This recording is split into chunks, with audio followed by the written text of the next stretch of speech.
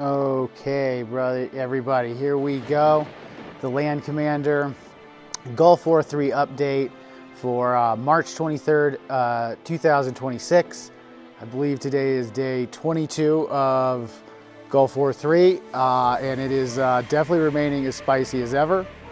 On a quick note, you will notice, there's some fuzziness around my head and whatnot, and the lighting's a little weird in here. We're working that out. But I have figured out, since we were last together, that I can use my projector and this software as a green screen. So now I can throw things up here to interact with it. We'll see how that goes. So today we're going to start out with Lebanon. We're going to start right here with a little video showing Israeli forces, blowing up a bridge over the Litani River. The Litani River is a river that runs through Lebanon, roughly like this, along this line, and then out into the Mediterranean. It's a line where the Israelis have gone up to but not crossed in operations, previous operations they've done. There's a lot of discussion about whether or not they're going to try to push all the way up through here. I believe it was the finance minister of Israel who suggested today or yesterday in a quote he gave, or a press conference he was giving, that the Israelis should essentially move their border all the way north and west to the Litani and make all of this theirs. And you can certainly see quite a bit of firepower is being concentrated and kinetic activity is being concentrated between the northern Israeli border and the Litani. And you can see the purple represents ground strikes or ground incursions by Israeli forces into southern Lebanon. Over 1 million people have been displaced already, probably significantly more than that. There are 100,000+ people amassed outside of and in the outskirts of Beirut, as I've mentioned. So the disbursement tactics that the Israelis are using are absolutely working to try to clear this area out. And the fact that they're going after bridges, this video I showed you, that's just one video. A bunch of bridges are being hit. The Israelis are trying to cut land access, easy land access between Lebanon and this southern enclave here, northern for the Israelis, and potentially try to hold it for some period of time. Hard to say exactly, but clearly this is not going away anytime soon. This northwest salient of Gulf War III is not going away anytime soon. The Israelis are looking pretty committed to spending a lot of time and effort on waging a campaign here.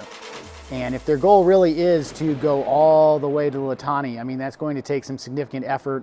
I mean, a lot of people have been moving out of here, but if you don't think Hezbollah is well entrenched and ready to keep fighting, you would be a fool. So if indeed the Israelis want to go all the way, it will be interesting to see if they make it. What was it, 2006 when the Israelis went in? Kind of a disaster of a campaign. If you don't know anything about it, you might want to look it up. It was a similar kind of thing, a ground incursion into southern Lebanon with the overwhelming air power and artillery support. The idea was, we're gonna crush Hezbollah once and for all. Clearly, I mean, here we are almost 20 years later, 20 years later, that did not work. And there were a lot of things about that campaign and the operations that were conducted that made that it was not the Israelis' finest hour militarily. They went in with a lot of hubris and a lot of arrogance, and they definitely kind of got their ass kicked. Even had some of their soldiers captured. I mean, it was not a great campaign. So we'll see if this replicates that. And going back to what we've talked about a few times, in 2024, the Israelis did all these decapitation attacks, took out all these high-level officials in Hezbollah. The radio's blowing up. Spectacular operation, big success for Israeli intelligence, Mossad. I'm not hearing that they're doing that again, right? Which suggests that the command and control elements of Hezbollah that have reconstituted since then have adapted and changed, thus becoming harder for the Israelis to infiltrate, map, and attack. So I'm not hearing that that's going on. Doesn't mean it isn't, right? Just because I don't know doesn't mean it isn't, but it doesn't sound like, I mean, you would think if Mossad had blown up, 50 Hezbollah leaders in a day with radios again, or some similarly spectacular operation, we would have heard something about that. So, the Israelis may have worse intelligence than they did at one point. They now have significant ground forces clearly being committed to this fight. We'll see. I think this is going to probably go on for a while. I think it's unlikely the Israelis are going to be able to go all the way to Litani and then hold that. We'll see. On the subject of Israel, we're going to jump now down to the Dimona nuclear site. For those of you who don't know, Israel's, secret but not so secret nuclear program and nuclear stockpile. I don't know that the nuclear weapons are actually held at the Dimona facility, but a lot of the research and development of nuclear weapons and maintenance of their existing stockpile does occur here at the Dimona site. Let's see, here's Dimona. Here it's a town. You can kind of see it here. There's Gaza, there's Israel, there's Dimona. So there's the nuclear site outside of the city proper. I'm sure there probably are some nuclear weapons there. I don't really know where the Israelis keep the majority of their stockpile. It could be here, I guess. I don't really know. Somehow I doubt it's all right there. Anyway, the Israelis attacked once again the big nuclear site in Iran. So I think this is the third time it's been hit. American bombs hit it in, Midnight Hammer last year. The Israelis hit it again. Oh, stupid computer, no. Oh. Okay. Okay, anyway. The Israelis hit it again in the opening days of this phase of their operation, at the opening days of Gulf War III. They hit it again. I don't know why they keep hitting it. Yeah, Trump had told us, I thought, that the B-2s with the big bombs and, taking care of all that. No more nuclear anything there, but I guess not. I guess not. I mean, or who knows? I mean, maybe they're just hitting it for show. There is an aspect of, since we don't really know, not just at the nuclear site, but in general, we don't really know a lot of what's actually being blown up by U.S. and Israeli forces. These 7,000 combat sorties that have been conducted by U.S. forces over Iran during this campaign. We know what some of the sites are that have been blown up. We've seen some of the videos, but we don't really know what all of them are. And there's definitely a good chance that there are facilities being blown up that are just misidentified, right? Or the Iranians have done a good job of tricking us. And there's probably sites that just, we're just blowing up for the sake of blowing them up to show that we're doing something, or we feel like we're doing something. Maybe hitting the nuclear site again is part of that. Anyway, the Iranians in response shot a ballistic missile, two ballistic missiles, intermediate range ballistic missiles at Dimona. One of them, I don't remember if it was intercepted or broke up. The second missile did get through and did hit the city of Dimona. It did not hit the nuclear site itself. Some reporting makes it seem like the site, the nuclear facility itself was hit. I don't believe that is true. But Dimona, there was an apartment building or something like that was hit. It caused a lot of damage. It was a pretty major strike. So tit for tat attacks at nuclear sites between Iran and Israel. So the war of back and forth continues. The slow ratcheting up the escalation ladder continues. Iran continues to have, obviously, a lot of room to play on that escalation ladder. So they're continuing to do so, and this would be one example of that. Speaking of Iran and missiles, the other big news with Iranian missiles, other than that, there is continued fire at various other Gulf states and energy assets in the region. Trump did not make good. I'm getting a little sidetracked, but Trump on Saturday had said that if Iran doesn't open the strait to traffic, he's going to blow up all their power plants, starting with their biggest one. So the 48-hour clock started. Were we going to wake up today and find out, wow, we've really escalated things? Because if U.S. forces had gone in there and taken out a bunch of major power facilities and really started going after critical civilian use, civil infrastructure like that, Iran would have definitely, really gone up that escalation ladder and probably really started lashing out much more so than we've seen thus far, and probably was much more precision and lethality than we've seen. Really going after things like a lot of the desalination plants, other major oil terminals, really hammering some of the critical U.S. bases and stuff, which have clearly shown themselves to be somewhat vulnerable already.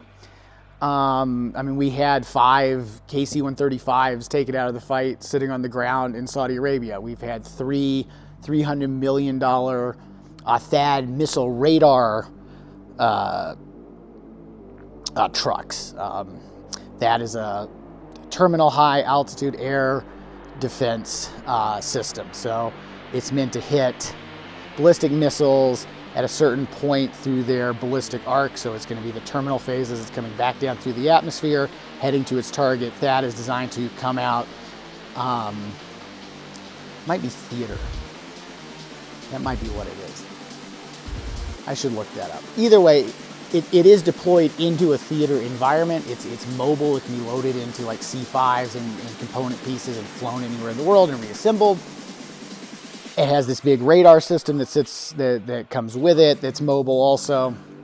And so that radar, along with other assets, identifies an incoming ballistic missile, and the terminal phase of its flight as it's heading down to it, THAAD interceptor is launched up and hopefully takes it out before it hits whatever it's supposed to. These are $300 million radars. I think there's only something like 9 of them that exist in the world. I could be wrong about that, but I'm pretty sure that's the truth. 3 of them have been taken out of the fight. All of which is to say, yeah, if we woke it up this morning and seen that, a bunch of power plants were on fire in Iran, a bunch of TLOMs have been shot at them and taken them out, I think we'd also be reading pretty quickly that, a bunch of desalination plants were offline. A bunch of critical U.S. bases have been, hit, pretty hard and precisely, and some very critical assets have been taken out of the field, taken off the table. So I'm glad we didn't do that. Trump has said he's given a 5-day hiatus to that, which supposedly the Israelis are going to follow. Of no critical infrastructure, no oil infrastructure, nothing like that. We will see. That's kind of what U.S. policy has been thus far, actually. The Israelis are the ones who just are blowing everything up that they want, seemingly. We'll see if they play ball. But Trump said he would do that because he's apparently made some progress with negotiations that are going on. I don't know how true that is. I don't know if he's actually negotiating with people or his team is, and if they are, who they are. I'm not, we've been, this campaign thus far has been heavily centered on, tactical successes, centered on blowing up high-level members of the Iranian government and political structure. So I don't really, who is there that has enough authority, clout, political power and savvy to be a reliable negotiator, meaning who are we able to talk to over there who can actually cut a deal and see it through on the Iranian side? I don't know. I'm not saying they don't exist. I just don't know. Where are they meeting to? Because if these Iranian negotiators do exist and they're meeting with U.S. negotiators, I would be very worried about I'd be very worried that they're going to get killed by the Israelis, like some other negotiators that have been trying to cut a deal with Trump did. That's all I'm saying. So I guess we're going to find out. I think that's very unlikely that we're going to see a deal cut in 5 days that gets the Strait back open and gets kinetic action to come to a halt in the area. I don't think that's what's going to happen. I don't see what deal can possibly be made right now. I could be totally wrong on that, but that's what's supposedly going on. In the backdrop to all this, not only did this tit-for-tat nuclear site exchange attack on nuclear sites go on between Iran and Israel, but also Iran decided to, here, we'll just do this, launch a intermediate range ballistic missile at Diego Garcia, which is way the heck out here. This is a British holding, you know, hangover from Empire, that has been used by the U.S. military, I think, from the 60s as one of their. It is an incredibly critical base. It's incredibly well located for operations. It's roughly down here. You think about all the places that this enables you to operate to and from. It's a critical base for the United States. It's set up to operate the full spectrum of U.S. air power and a big section of U.S. naval power. U.S. nuclear submarines rather can dock there, which isn't true everywhere. B-2 stealth bombers, which requires very specialized hangars and maintenance facilities, can be operated out of there. Basically, every war we fought in this, zone of the world, which is a pretty big zone of the world and where a lot of our wars have relied on Diego Garcia for those operations. So anyway, Iran launched these IRBMs, intermediate range ballistic missiles. I think it was on Saturday at Diego Garcia. One of them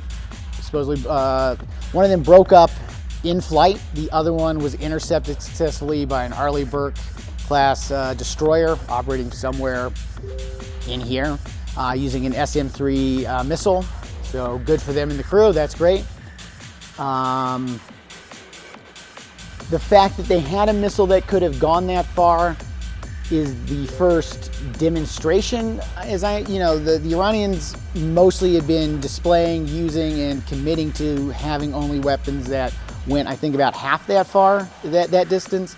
So the fact that they were able to lob 2 missiles that could have gone about 4,000 kilometers, which meant not only could it have gone there, but you could have also launched, up into France, I guess is a posturing, it's posturing, right? Where the Iranians are letting the world know that they could do that. How big of a concern that really is in the long run, I don't know. I don't think it's much. I don't think it really changes the calculus very much at all. For one thing, the Iranians probably don't have a lot of these missiles.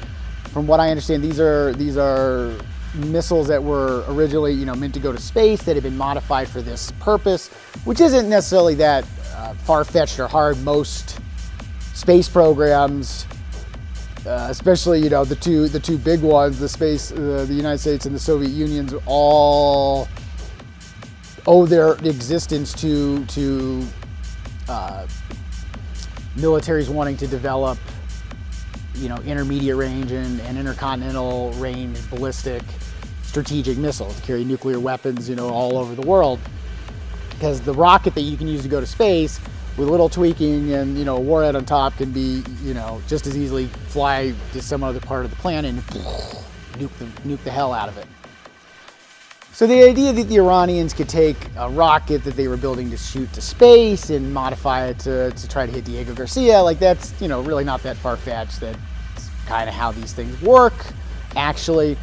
But I don't imagine the Iranians have a lot of these missiles. The fact that they could hit Paris or something, okay, that's concerning. I don't think, again, that changed the calculus much. I don't think the Iranians are going to start launching a bunch of ballistic missiles into continental Europe like that. But I guess, they're letting us know they have the ability to do that to some degree. The bigger thing, though, is they still essentially have de facto control over the strait. That has not changed since we last talked. And by all accounts, we're gonna have to go in there and do something about that. And these amphibious ready groups are en route, in transit. The Tripoli should be there any day. I assume the Ford will be returning to the Red Sea any day. And when that happens, we will see what happens. Like I said in the last video, I find it very unlikely that we're going to try, that the United States Navy and Marine Corps are going to try to sail an amphibious ready group all the way through the straits, fighting their way through, mind you, and try to get all the way up to Karg Island and try to take this. I just don't think that's what's going to happen. Or try to fly Marines on Ospreys or something like that, over the peninsula, over the Gulf, land here and take it. I just don't think they're going to try to do it. If they do, Yeah, boy, I think that's going to be a real tough fought one. And I think even if we can get the island, I think good luck keeping it. And to what end, you know, to what end? It's also a bunch of oil infrastructure, you know, that stuff likes to blow up. So we're going to put a bunch of Marines there in a highly contested environment. There's a bunch of oil infrastructure with a bunch of civilians who live there. And it's way, way, way up in the north part of the Gulf. And we're going to try to do, yeah, I don't think we're going to do that. In fact, I think this whole discussion that we're hearing is maybe part of actually a disinformation campaign to try to misdirect attention to here, make everybody think this is where we're going to send all these Marines and we're going to focus all this firepower and kinetic activity, and this will be the centerpiece of trying to get the strait back open and our leverage.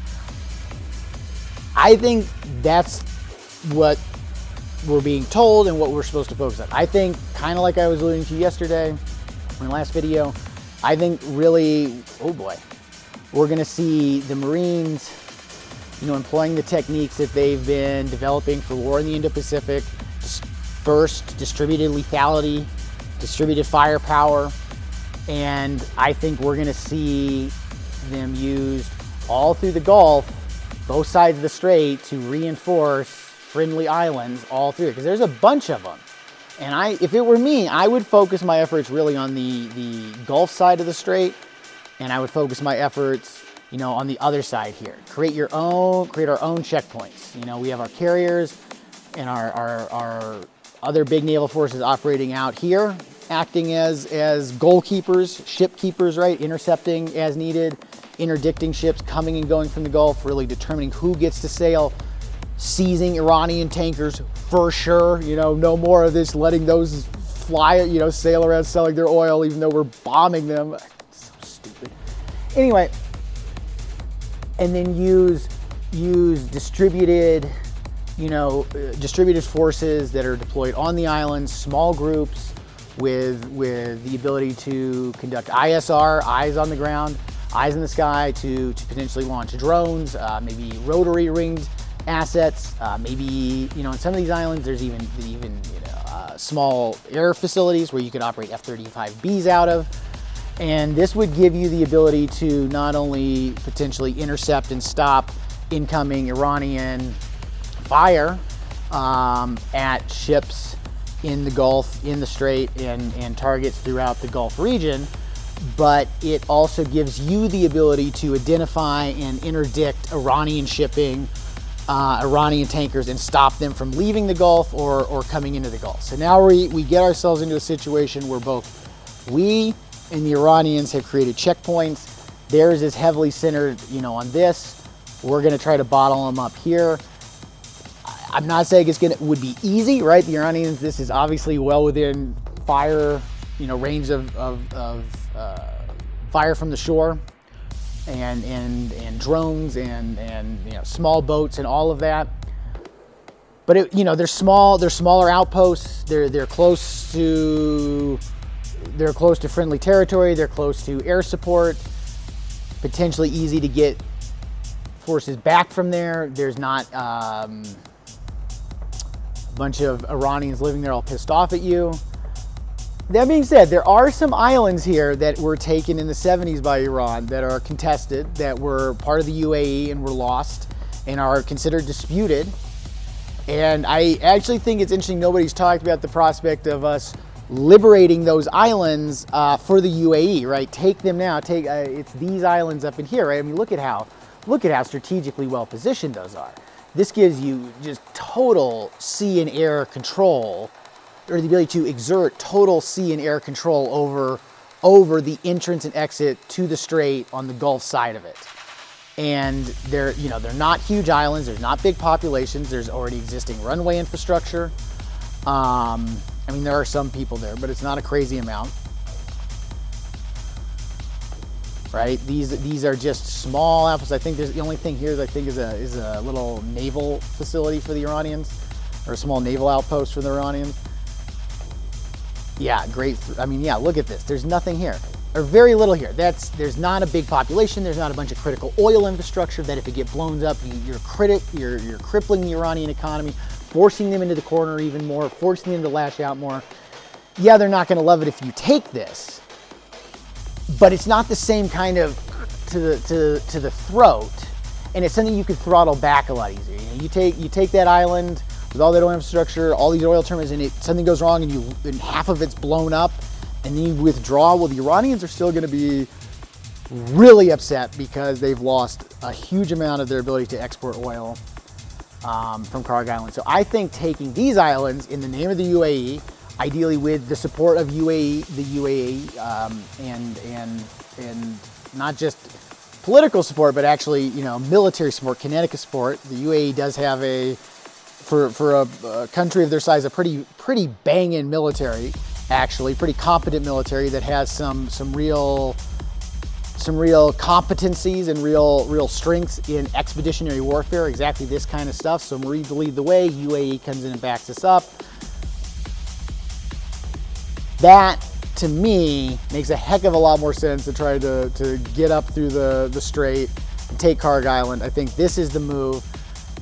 And I think whether or not we're going to try to liberate these islands, take these islands back and give them to the UAE, I think even if that isn't what happens, I think we are going to see the Marines used more to reinforce coastal defenses, island defenses, to do ship interdiction missions out here outside the Gulf to interdict the flow of Iranian oil and Iranian ships. And that is how we're going to employ them to try to help force the strait open, because it is just not going to work. It's very difficult to see how we're going to successfully flow major naval assets through here anytime soon. We have to get sea and air control over this area first. The other thing about putting Marines and other assets onto islands and on the shore on this side of the strait especially is it gives us presence, right? Presence counts for a lot. Just being somewhere, we're almost done with the video, so I'm not even going to walk over there. Presence counts for a lot. Being somewhere physically, being able to render aid, being able to be seen and heard on the radio by ships going by. Again, even be able to render aid, right? If mariners know as they're crossing through here that the Marines are right there with their helicopters and they can come out and help, they have their fast boats, they can come out and help. All of that helps shift the perception that the Gulf and the strait are open, because all of this is perception game, right? Iran has been able to exert near total control over the strait just through the perception that they can sink tankers and put them in the bottom of the Gulf at will. So let's start shifting that if our goal is to get the strait open by getting presence in a smart way, in a distributed way, and let's not risk losing a WASP class or an American-class amphibious assault vessel and 2,500 Marines and all their aircraft and all the other toys they have on board, just to try to go take some island with some oil infrastructure way up in the north of the Gulf. We don't need to do that. Okay, that's it for today's update. I'll have another one for you in another day or two. I hope you've enjoyed this. We're gonna get this lighting worked out. We're gonna get this green thing worked in. I hope this was more dynamic and interesting for you guys. I'm gonna get better interacting with it too and having things set up a little better ahead of time. So, all right, anyway, Land Commander Gulf War 3 update for March 23rd, 2026. This has been great. And as always, reach for the lasers and embrace the lights, y'all. Ooh boy.